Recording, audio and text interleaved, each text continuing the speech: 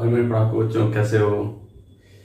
तो हम लोग स्टार्ट करेंगे काइनेमेटिक्स। ठीक है, तो काइनेमेटिक्स पढ़ते हैं। पहले सबसे पहले हम लोग लिखते हैं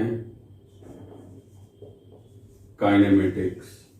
अच्छा, व्हाट इज काइनेमेटिक्स? सबसे पहले ये आता है कि काइनेमेटिक्स क्या है।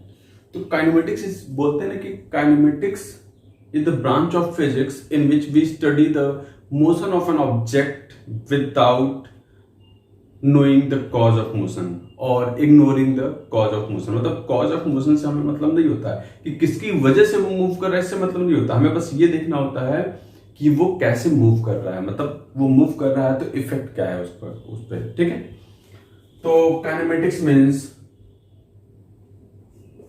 The branch of physics in which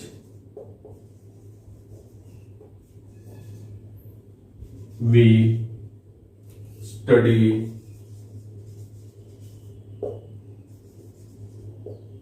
the motion of an object ignoring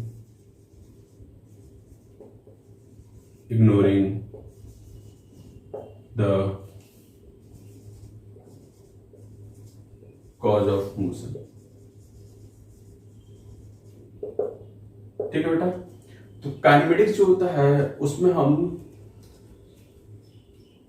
body या ऑब्जेक्ट के मोशन को पढ़ते हैं। उसमें हमें इससे मतलब नहीं होता है कि कॉज क्या है उस मोशन का। ठीक है, चलिए तो सबसे पहले हम कुछ चीजें देखते हैं। देखो समझना, यहां पे सबसे पहले हम बोलते हैं कि मान लीजिए ये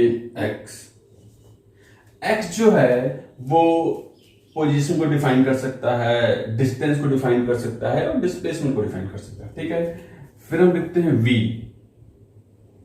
we can be speed, can be velocity. ठीक है, देन हम लिखते हैं ए इज व्हाट? एक्सेलरेशन। ठीक है, तो ये पोजीशन और डिस्टेंस और डिस्प्लेसमेंट हो गया, वी वेलोसिटी और स्पीड हो गया, ए एक्सेलरेशन हो गया। तो suppose x is given, we have to find v. अगर एक्स गिवन हो और हमें वी पता करना हो तो ध्यान देना, हम एरो ऊपर की तरफ बना रहे हैं, ऐसे बना रहे हैं। मतलब होंगे एक्स से वी पे जाना है तो ऊपर वाला एरो। तो यहां पे पहली चीज क्या है कि एक्स गिवन होगा। देखो एक्स कहते हैं कि एक्स देने के दो तरीके हो सकते हैं। मतलब हमें हमेशा कुछ दिया होता है और कुछ पता करना होता है। ठीक है, अब दिया क्या है? एक्स। पता क्या करना है? वी। अब एक्स कैसे दे सकता है? एक्स देने का तरीका जो हो सकता है वो कह लीजिए कि मान लीजिए एक्स आपको दे दे ग्राफ के फॉर्म में इंफॉर्मेशन, जो वो ग्राफ के फॉर्म में दे सकता है, या x as a function of time दे दे। तो दोनों चीज दे सकते हैं। ठीक है, तो मान लीजिए हमने कहा कि पहली चीज, अगर x जो है वो फंक्शन दिया है तो उस केस में क्या करेंगे? हम डिफरेंशिएट करेंगे, differentiate x with respect to time t। यानी अगर x as a function of time given है तो हम उसे डिफरेंशिएट कर देंगे तो क्या बन जाएगा बेटा? v। सपोज करो ग्राफ गिवन हो तो क्या करेंगे? हम स्लोप फाइंड आउट करेंगे, slope of x T curve. अच्छा, मैं बता दूं यहां पे डिफरेंशिएशन क्या होता है, स्लोप क्या होता है, सारी चीजें आपको मैथमेटिकल टूल्स का वीडियो है उसे देख के आप ये सीख लीजिएगा। ठीक है, डिफरेंशिएट कैसे करते हैं और स्लोप क्या होता है। ठीक है, तो मैं फिर से रिपीट कर रहा हूं। If x is given, then if x as a function of time given, then हम क्या करेंगे? डिफरेंशिएट कर देंगे वी फाइंड आउट करने के लिए। और स्लोप के, अगर ग्राफ गिवन है तो उसका स्लोप निकालेंगे तो हमें वी मिल जाएगा। ठीक है, सेम इसी तरीके से देखते हैं। If we is given, we have to find a, यानी वी गिवन हो और हमें ए पता करना हो तो सेम उसी तरीके से करेंगे बेटा। ध्यान देना, एरो ऊपर की तरफ है, यानी कि पहला क्या आप डिफ्रेंशिएट करिए। कब? अगर v as a function of time given हो तो differentiate v with respect to time t। दूसरा, अगर ग्राफ गिवन हो बेटा तो क्या करेंगे हम? स्लोप ऑफ vt कर, स्लोप ऑफ vt कर। क्लियर है? फिर से बोलना है, x पता हो, v पता करना हो तो डिफरेंशिएट करेंगे x को या स्लोप निकालेंगे xt कर्व का। दूसरा, अगर आपको v पता हो और a पता करना हो तो डिफरेंशिएट करेंगे v को या vt कर, ध्यान देना, v पता है तो vt कर, v पता है तो v का डिफरेंशिएशन होगा। ठीक है, अब ऐसे उल्टा करते हैं। Suppose a is given, we have to find v, हम क्या करेंगे? उल्टाएंगे। ध्यान देना, नीचे वाला है तो देखो माइनस एक्स इधर की तरफ दिखा रहा है। ठीक है, तो यहां पे समझना बेटा, डिफरेंशिएशन का उल्टा होता है। डिफरेंशिएशन का उल्टा क्या होता है? इंटीग्रेशन। तो इंटीग्रेट, अच्छा याद रखना, इस बार दिया क्या है? ए गिवन है, ए गिवन है, वी पता करना है। ठीक है, तो अगर ए गिवन है, वी पता करना तो इंटीग्रेट कैसे करेंगे? ए को, तो integrate a with respect to time t. ठीक है, दूसरा, स्लोप का उल्टा क्या होता है ना बेटा? जब ग्राफ गिवन हो, 80 ग्राफ गिवन है तो उसका एरिया निकालिए, यानी क्या लिखेंगे? Area of 80 curve.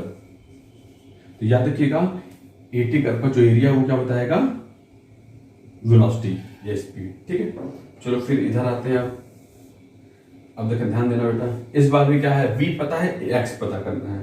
तो पहली चीज वही, फिर से इंटीग्रेशन, डिफरेंशिएशन का उल्टा क्या? इंटीग्रेट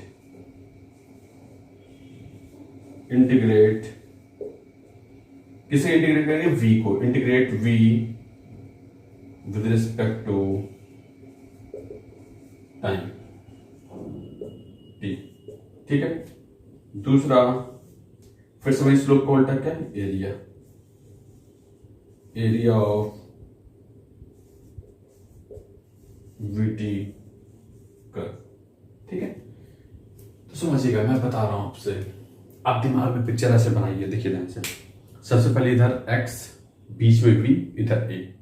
आपको इधर जाना है तो डिफरेंशिएट करना होगा या स्लोप निकालना होगा। आपको इधर जाना है तो आपको इंटीग्रेट करना होगा या एरिया निकालना होगा। फिर से आपको इधर जाना है, यानी आप ऐसे मानो कि x से v वेलोसिटी पे जा रहे हैं तो ऊपर जा रहे हैं, वेलोसिटी से एक्सेस पे जा रहे हैं तो ऊपर जा रहे हैं। ऊपर जाना मतलब डिफरेंशिएट करना है, स्लोप निकालना। ठीक है, अब a से यानी एक्सेलेरेशन से वेलोसिटी निकालना है तो इंटीग्रेट, मतलब नीचे जा रहे हैं। मान लो वेलोसिटी से x पे जा रहे हैं, या पोजीशन या डिस्प्लेसमेंट या डिस्टेंस पे जा रहे हैं तो नीचे जा रहे हैं। इसका मतलब नीचे जाना होगा तो इंटीग्रेट करेंगे या एरिया निकालेंगे। ठीक है बेटा, तो इससे आप वीडियो पॉज करके इससे आप नोट कर लीजिए।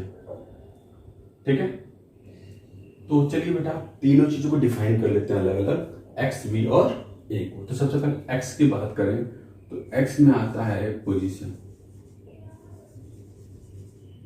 ठीक है, पोजीशन क्या होता है बेटा? It is the location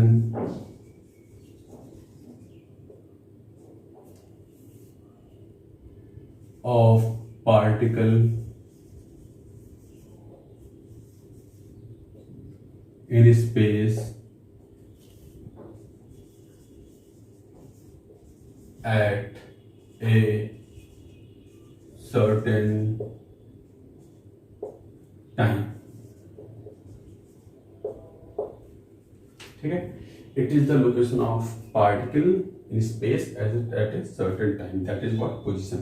position का मतलब यही हुआ कि किसी पार्टिकल को हम कितनी, कहां पे है, कहां पे, जब क्वेश्चन दिमाग में आता है कि वो कहां पे है तो उसका जो जवाब होगा वही उसकी पोजीशन को बताएगा। ठीक है, तो ये पोजीशन हो गया। फिर अब पोजीशन में ही अब हम बात करें डिस्प्लेसमेंट।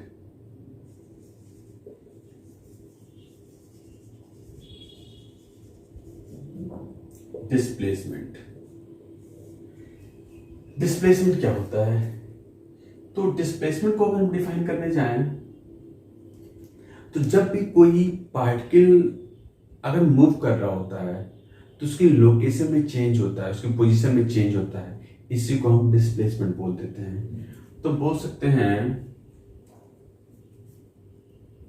कि the change in position of a moving particle is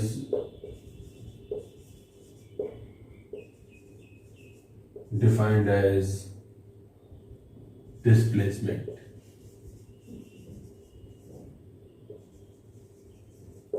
ठीक है, तो the change in position of a moving particle is defined as displacement. ठीक है, ये होता है। ठीक है, अब हम बात करें कि किसके इक्वल कैसे करते हैं, किसके इक्वल करेंगे। तो ये होता है the vector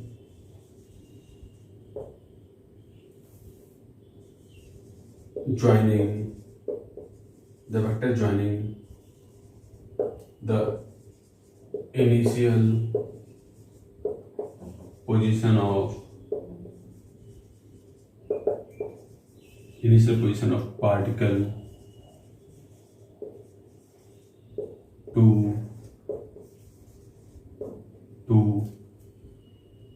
the final position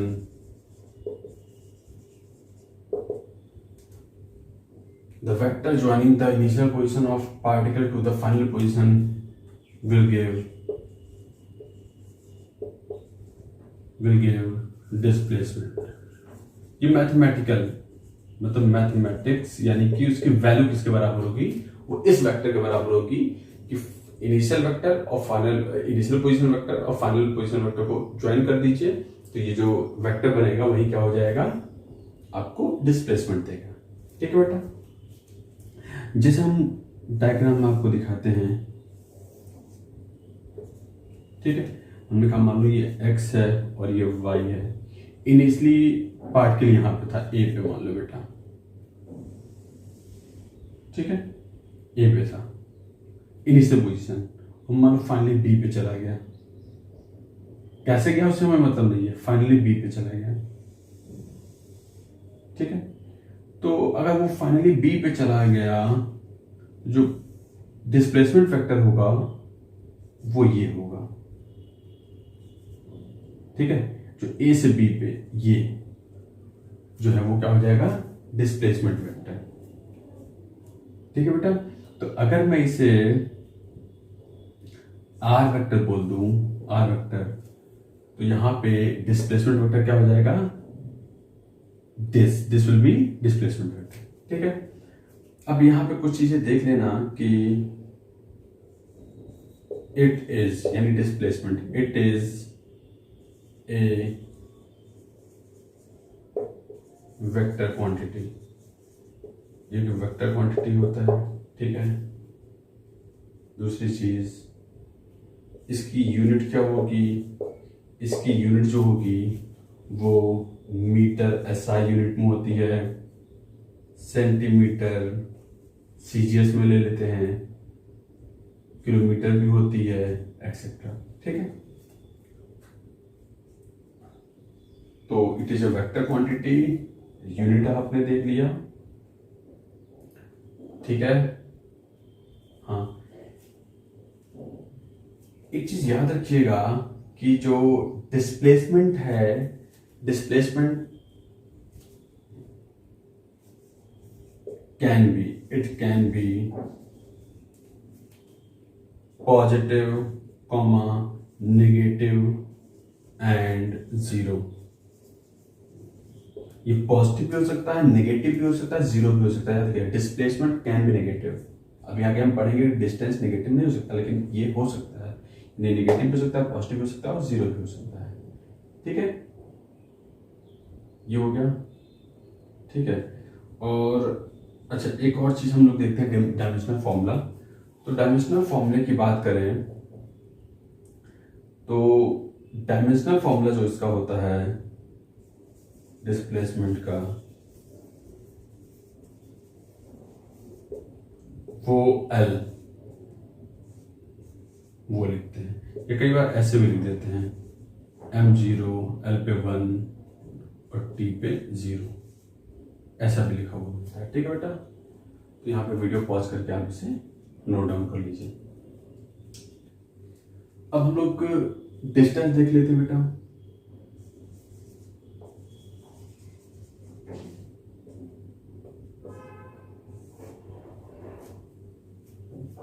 ये क्या होता है ना, देखो डिस्प्लेसमेंट तो पाथ पे डिपेंड नहीं करता, सिर्फ इनिशियल और फाइनल पोजीशन पे डिपेंड करता है, ठीक है। तो ये क्या होता है, the actual path length, the actual path length of a moving particle, the actual path length of a moving particle is defined as the displacement.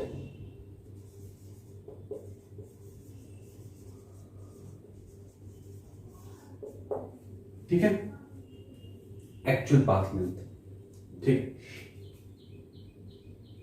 अभी मैं एग्जांपल में दिखाता हूं। एक चीज याद रखिएगा कि it is a scalar quantity, ये एक स्केलर क्वांटिटी होता है, ठीक है। इसकी यूनिट वही होगी, मीटर ही होगी, इसकी यूनिट सेम होगी, इसलिए वो नहीं लिख रहा हूं मैं, ठीक है। फिर हम बात करें कि ये पॉजिटिव नेगेटिव, अच्छा डायमेंशनल फॉर्मूला भी सेम होगा, लेकिन याद रखना कि जो डिस्टेंस होता है, distance can only be positive और zero, it can't be negative. यानी डिस्टेंस नेगेटिव नहीं हो सकता, किसके लिए, कांट बी नेगेटिव, मतलब ये नेगेटिव हो ही नहीं सकता, ठीक है। याद रखिएगा कि एक और चीज कि फॉर ए मूविंग पार्टिकल,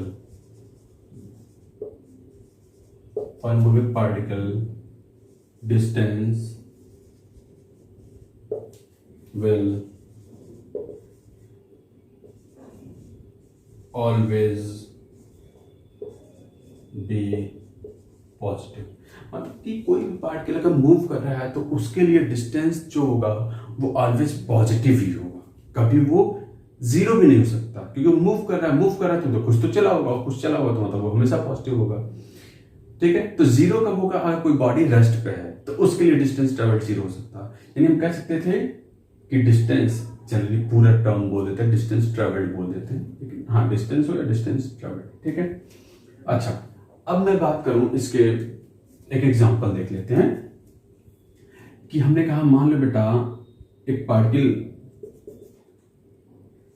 ए पे है, इसे मैं ए डिफाइन कर रहा हूं, और वो बी पे जाता है बेटा, ठीक है, और वो इस पाथ से जाता है, सेम सर्कुलर पाथ से, ठीक है। इसका रेडियस जो आर जो है वो 7 मीटर है मान लीजिए, ठीक है बेटा। तो इसी केस में आपसे डिस्प्लेसमेंट पूछ सकता है,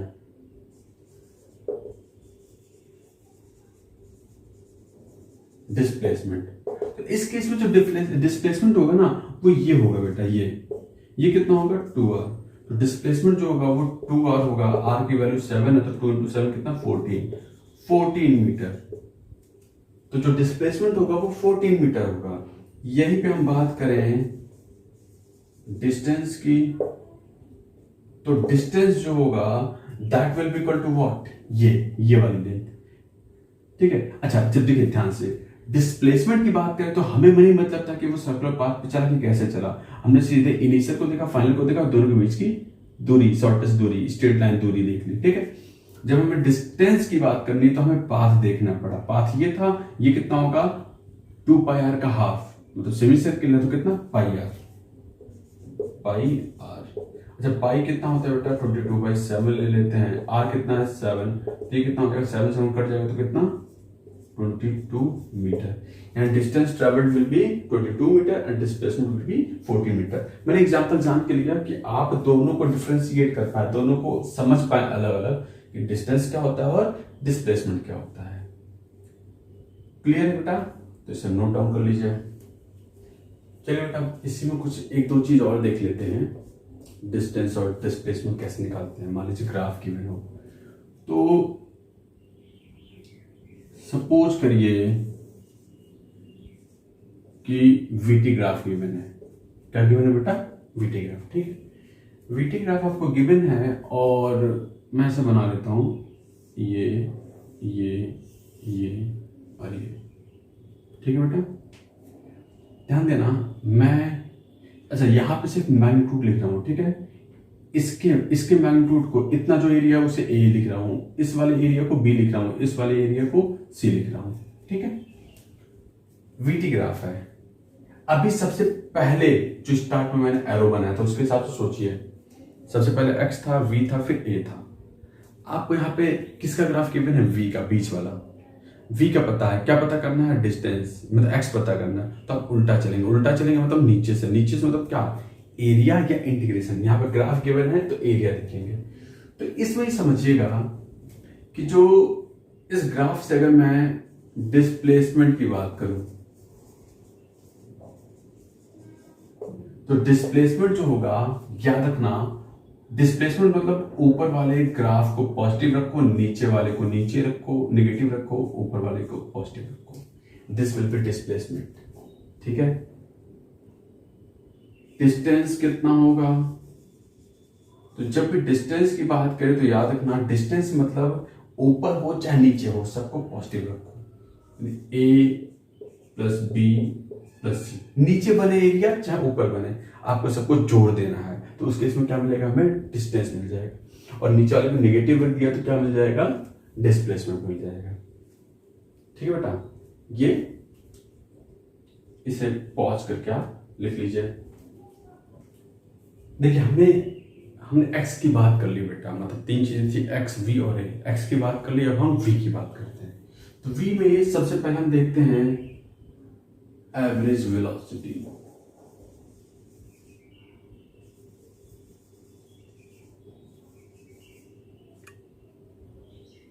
average velocity,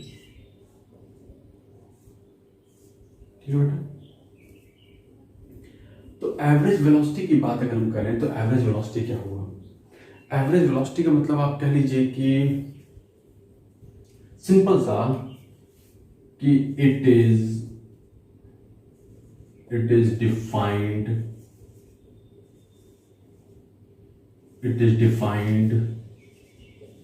as the ratio of displacement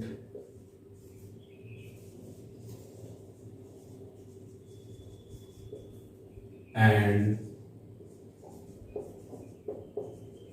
time interval,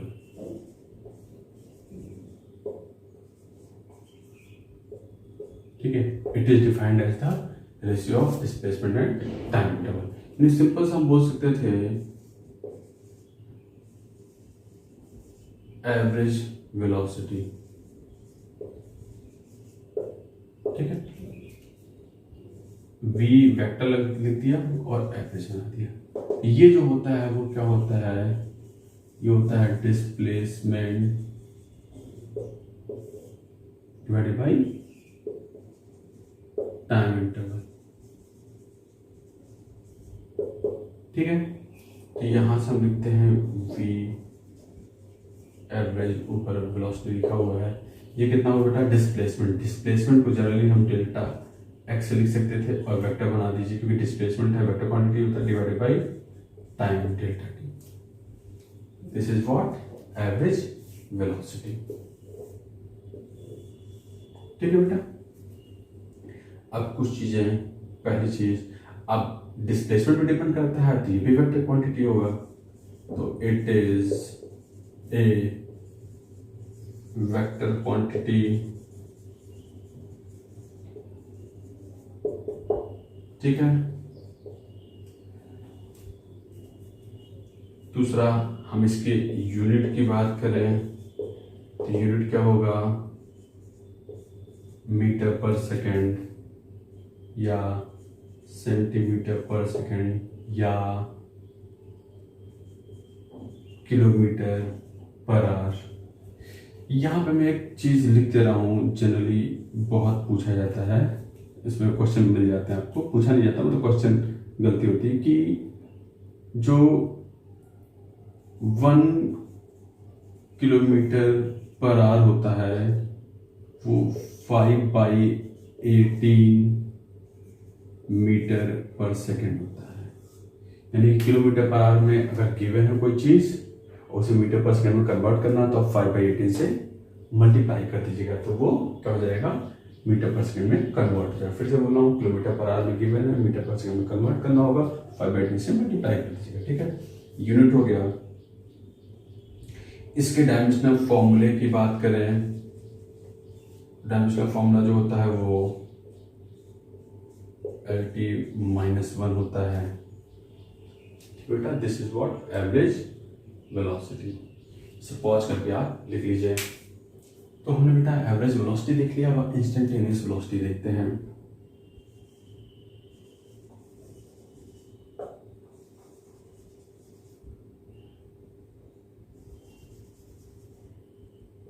instantaneous velocity. ठीक है, ये क्या होता है,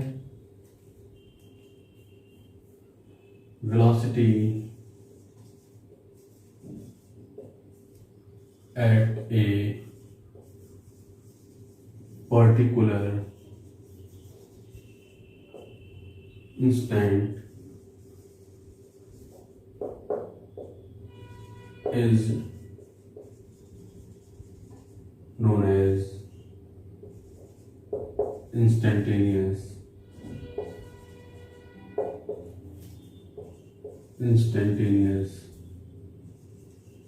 velocity। ठीक है बेटा, कि velocity at a particular instant is known as instantaneous velocity. मतलब अगर मैथमेटिकली हम देखें तो v लिखेंगे सिर्फ, ठीक है, तो ये क्या होता है, ये dx/dt होगा। इस चीज को याद रखना, जैसे हमने एवरेज वेलोसिटी में क्या लिखा था, delta x by delta T लिखा था, यहाँ पे dx/dt हो जाता है। ठीक है, इस चीज को याद रखिएगा। इसमें हर चीज वही होगी, यानी ये भी एक वेक्टर क्वांटिटी होगा, इसकी यूनिट में मीटर पर सेकेंड होगी, और ठीक है डायमेंशनल फॉर्मूला LT-1 होगा, सारी चीजें होंगी। ठीक है बेटा, तो इंस्टेंटेनियस वेलोसिटी ये हो गया। अच्छा, हम कहें what is difference between average velocity and instantaneous velocity. तो average velocity and instantaneous velocity में डिफरेंस का मतलब ये होता है, सपोज करिए, जैसे मैं एक एग्जांपल में दिखा देता हूँ कि आप मान लीजिए यहाँ पे हैं ए पे, ठीक है, आप ऐसे करके यहाँ पे बी पे पहुंचे। ठीक है बेटा, ऐसे लिख सकते हैं। ठीक है, तो ए से बी के लिए एवरेज वेलोसिटी जो है वो टोटल डिस्प्लेसमेंट बाय टाइम आ जाएगा। उसके लिए आपको इनिशियल और फाइनल पोजीशन पता होना जरूरी है। लेकिन मान लीजिए मैंने कहा एक पॉइंट बीच में सी था, ठीक है, इस पॉइंट पे एवरेज मतलब इंस्टेंटेनियस वेलोसिटी पूछे, तो इस पॉइंट पे यहाँ पे टेंजेंट मतलब जो पाथ है, पाथ ऐसे है, इस पाथ पे टेंजेंट खींचिए, तो ये जो होगा ये इंस्टेंटेनियस वेलोसिटी होगा। मैं फिर से रिपीट कर रहा हूँ, देखो एवरेज वेलोसिटी इनिशियल और फाइनल पे डिपेंड करता है, इंस्टेंटेनियस किसी मोमेंट पे, जैसे आप ए से बी तक जा रहे हैं तो एवरेज वेलोसिटी इस इंटरवल के लिए हो गया, और इंस्टेंटेनियस में तो क्या होगा कि किसी मोमेंट पे यानी सी पे जब वो था तो उसकी वेलोसिटी कितनी थी, दैट विल बी इंस्टेंटेनियस। जब भी आप इंस्टेंट का नाम लेते हैं तो that will be what, instantaneous velocity. ठीक है, इसे नोट कर लीजिए। चलिए एवरेज स्पीड की बात करते हैं बेटा।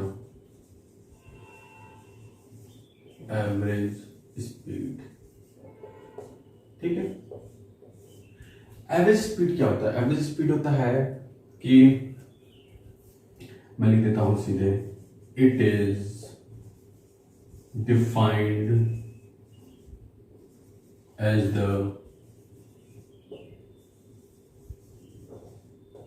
Ratio of total distance traveled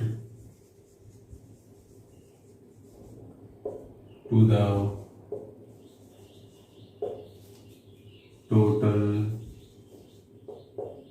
time taken। Simple सा, total distance travelled divided by total time taken is was defined as average speed. यानी कि हम कहें एवरेज स्पीड, यहां पे v एवरेज, इस बार वेक्टर नहीं लगाएंगे तो ये क्या होगा बेटा, टोटल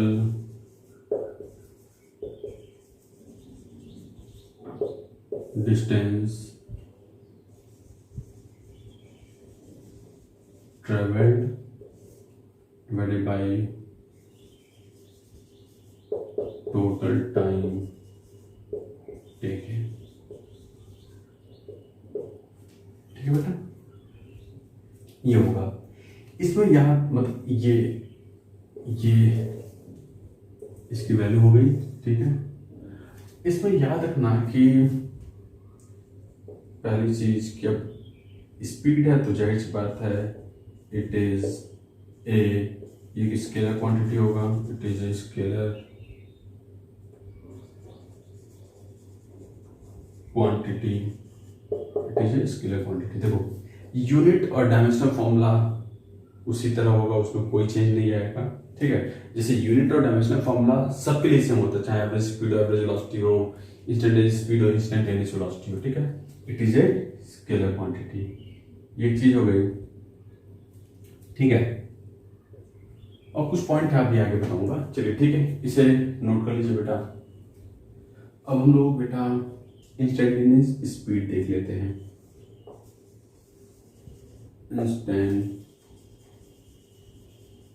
इंस्टेंटेनियस स्पीड समझिएगा। इंस्टेंटेनियस देखिए, हमने ये देखा, देखो कि एवरेज स्पीड का एवरेज वेलोसिटी से कोई लेना देना नहीं है, लेकिन इंस्टेंटेनियस स्पीड जो है वो एग्जैक्टली इंस्टेंटेनियस वेलोसिटी के बराबर होती है, मतलब सिर्फ डायरेक्शन हटा दीजिए। हम कह सकते हैं इंस्टेंटेनियस स्पीड क्या होता है कि it is defined as the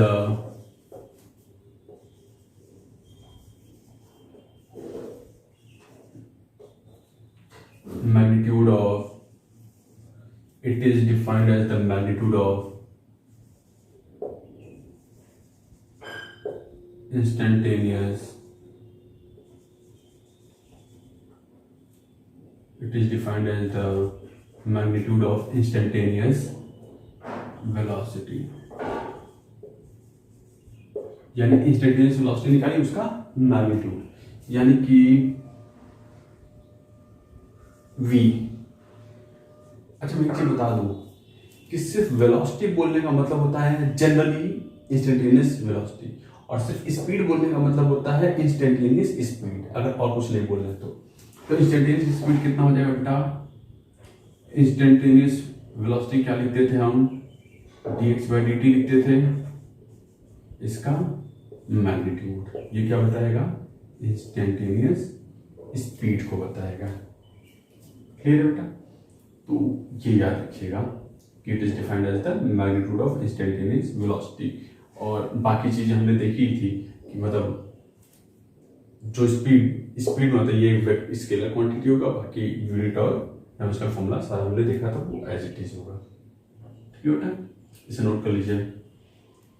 चलिए हम तीसरी चीज, हमने x की बात कर ली, v की बात कर ली, a की बात करते हैं। ठीक है, तो सबसे पहले आपका आएगा बेटा average acceleration.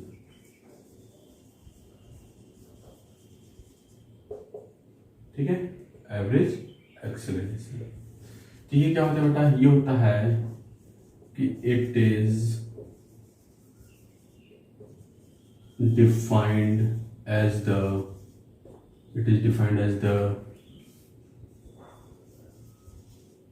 ratio of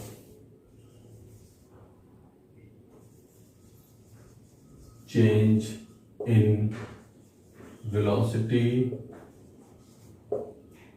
to the time taken, यानी कितने टाइम में चेंज इन वेलोसिटी हुई।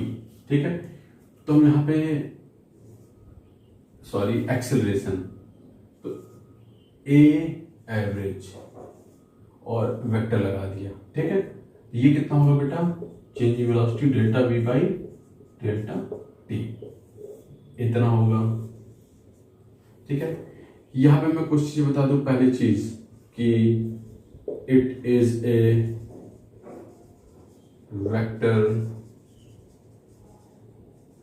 क्वांटिटी, एक वेक्टर क्वांटिटी होती है।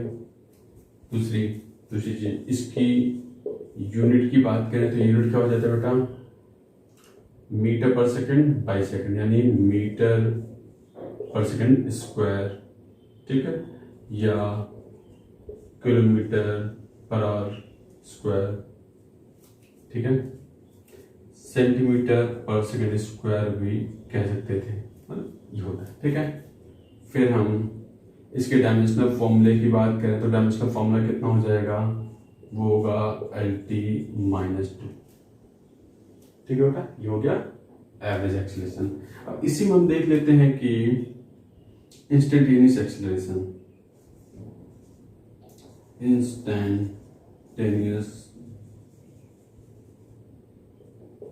acceleration।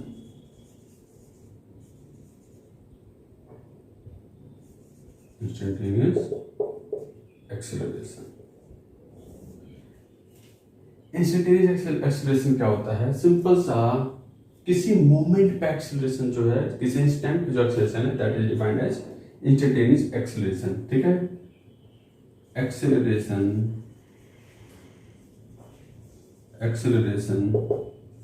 at a particular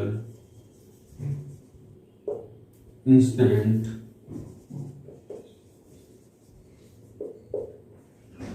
is defined as the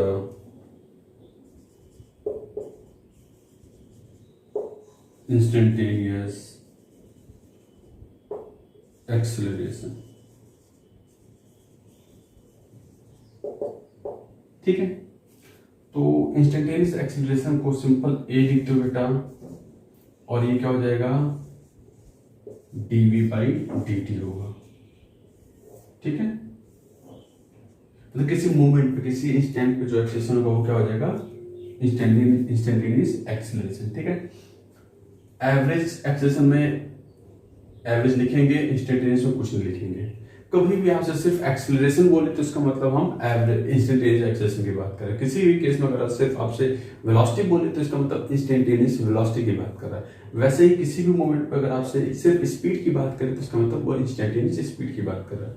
बाकी चीजें, ये वेक्टर क्वांटिटी होगा, इसकी यूनिट उतनी ही होगी एक्स, और डायमेंशनल फॉर्मूला भी LT-2 ही होगा। ठीक है बेटा, तो इससे आप लिख लीजिए, नोट डाउन कर लीजिए वीडियो पॉज करके। तो ठीक है बेटा, देखिए अभी तक हमने जितना पढ़ा है उसी में कुछ इंपॉर्टेंट पॉइंट्स हैं नोट के फॉर्म में, मैंने वो लिख दिया है, मैं एक्सप्लेन भी कर देता हूँ कि नोट में देखिए, नोट में पहला पॉइंट कि distance is always greater than और इक्वल टू डिस्प्लेसमेंट, यानी कि जो डिस्टेंस है वो डिस्प्लेसमेंट से ऑलवेज या तो बड़ा होगा या तो उसके बराबर होगा, ठीक है। या कह सकते हो डिस्टेंस बाय डिस्प्लेसमेंट का रेशियो ऑलवेज ग्रेटर देन और इक्वल टू 1 होता है। अच्छा, 1 इक्वल कब होगा? जब स्ट्रेट लाइन मोशन हो, one directional straight line motion हो, तो उस केस में डिस्टेंस और डिस्प्लेसमेंट बराबर होगा, otherwise distance travelled always greater होगा, ठीक है बेटा। हम सेकंड पॉइंट की बात करें, ये ध्यान के सारा लिख लीजिएगा अच्छे से। सेकंड पॉइंट की बात करें, सेकंड पॉइंट कह रहा है कि magnitude of instantaneous velocity and instantaneous speed are always equal, ठीक है। आपसे कह रहा है magnitude of instantaneous velocity and instantaneous speed are equal, always equal. हाँ, ये सही है, यानी कि इंस्टेंटेनियस वेलोसिटी का जो मैग्नीट्यूड होता है वो एग्जैक्टली इंस्टेंटेनियस स्पीड को ही बताता है, ठीक है। तीसरे पॉइंट की बात करें, magnitude of average velocity and average speed are not always equal. ध्यान देना फिर से, magnitude of average velocity and average speed are not always equal, यानी कि एवरेज वेलोसिटी का जो मैग्नीट्यूड होता है वो एवरेज स्पीड को नहीं बताता always. It is equal only for one directional straight line motion, यानी कोई बॉडी अगर सिंपल स्ट्रेट लाइन मोशन में चल रही हो और एक ही तरफ जा रही है तो उस केस में ही ऐसा होगा कि जो एवरेज वेलोसिटी का मैग्नीट्यूड होगा वो एवरेज स्पीड को बताएगा, ठीक है। चौथा पॉइंट देखते हैं बेटा। चौथा पॉइंट क्या है कि for moving particle average speed is always positive, but average velocity can be positive, negative और जीरो। तो मैं बता दूं कि किसी भी मूविंग पार्टिकल के लिए एवरेज स्पीड ऑलवेज पॉजिटिव होगा, वो नेगेटिव जीरो भी नहीं हो सकता, क्योंकि बॉडी मूव कर रही है तो एवरेज स्पीड ऑलवेज पॉजिटिव होगा। मैं फिर से बोल रहा हूं, मूविंग ऑब्जेक्ट के लिए, मूविंग पार्टिकल के लिए वो जीरो, इवन जीरो तक नहीं हो सकता, जबकि एवरेज वेलोसिटी जो है वो पॉजिटिव भी हो सकता है, नेगेटिव भी हो सकता है और जीरो भी हो सकता है, ठीक है। पांचवा पॉइंट देखते हैं। पांचवा पॉइंट क्या है बेटा? तो average speed is in general greater than the magnitude of average velocity. Actually क्या होता है ना, जो एवरेज स्पीड होता है वो जनरली क्या, वो डिपेंड किस पे करता है? डिस्टेंस पे। और डिस्टेंस क्या होता है? डिस्प्लेसमेंट से जनरली ज्यादा ही होता है, तो इसलिए इन जनरल क्या होता है? Average speed magnitude of average velocity से ज्यादा होता है, ठीक है बेटा। तो होप मैं ऐसा सोचता हूँ, मतलब मैं मानता हूँ आप अच्छे से पढ़िएगा और इस सारा नोट कर लीजिएगा, नोट्स साथ में बनाइएगा। कहीं पे आपको दिक्कत इसमें हो तो आप वीडियो पे कमेंट करके बताइएगा, मैं उस दिक्कत को दूर करने की कोशिश करूंगा, ठीक है बेटा। तो अच्छा, अगला जो वीडियो आएगा उस पे मैं जो चीजें बताऊंगा उस पे फिर क्वेश्चंस हम करेंगे। इस पे अभी ये पढ़ने की चीज थी, इसे आप अच्छे से पढ़ लीजिएगा, ठीक है बेटा। चलिए तो इतना ही रखते हैं। Okay, thank you, bye bye.